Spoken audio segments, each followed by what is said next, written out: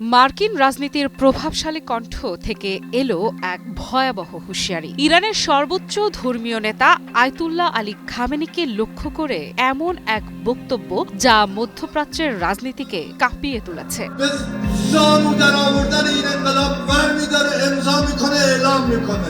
মার্কিন senator Lindsey Graham বলেছেন, প্রয়োজনে ইরানের জনগণকে রক্ষার স্বার্থে দেশটির সর্বোচ্চ ধর্মীয় নেতা খামেনিকে হত্যা করতে পারেন মার্কিন প্রেসিডেন্ট ডোনাল্ড ট্রাম্প।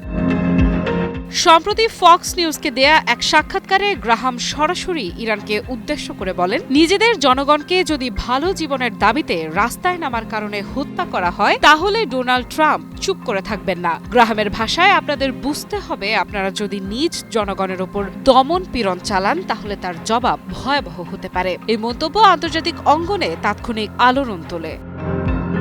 তিনি আরও বলেন, ইরানে পরিবর্তনের হাওয়া বইছে। চলমান আন্দোলন শুধু দেশটির অভ্যন্তরীণ বিষয় নয়, বরং মধ্যপ্রাচ্যের ইতিহাসে বড় ধরনের মোড় ঘোরাতে পারে এই বিক্ষোভ।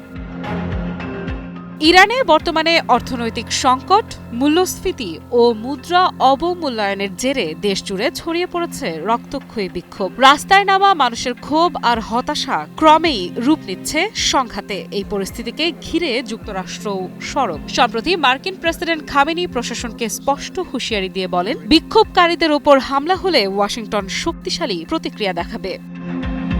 এর মধ্যেই ভিন্ন বার্তা দিচ্ছে তেহরান। ইরানের বিচার বিভাগ বিক্ষোভ দমনে কঠোর অবস্থানের ঘোষণা দিয়েছে। প্রধান বিচারপতি গোলাম হোসাইন মোহসেনি এজেই জানিয়েছেন, দাঙ্গায় জড়িত নেতৃত্ব দানকারী কিংবা সহায়তাকারীদের কোনো অজুহাতই গ্রহণযোগ্য নয়। তিনি স্পষ্ট করে বলেন, রাষ্ট্র এসব কর্মকাণ্ড সহ্য করবে না। আইনশৃঙ্খলা বাহিনীকে কঠোর হওয়ার ইঙ্গিত দিয়ে তিনি জানান, পরিস্থিতি নিয়ন্ত্রণে সব ধরনের ব্যবস্থা নেওয়া হবে।